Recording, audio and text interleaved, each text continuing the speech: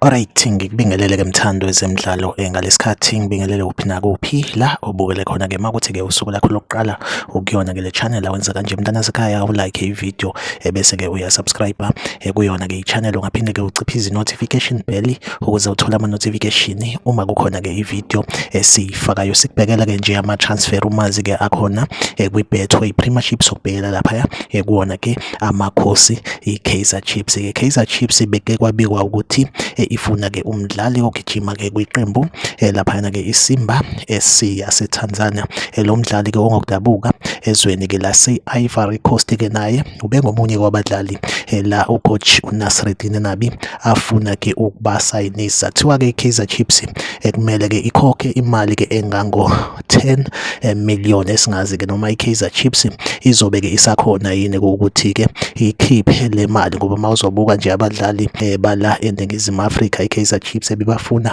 singabala ke oFawaz Basadini nabo okwakufuneka izimali ezingaka. iKaizer Chiefs yagcina ke ingabatholanga, asazi ke noma iKaizer Chiefs izokwazi ukukhokha le mali, kodwa ke njengamanje i-updates isho njalo ukuthi ke iKaizer Chiefs ifunwe imali ke engango 10 million ukuze ke ithole ke lo mdlali uCharles Ahua from laphana ke iSimba SC. Like ivideo, subscribe kuyona ke i-channel. Mina nawe asihlangabezane kwivideo elandelayo, nisale kahle.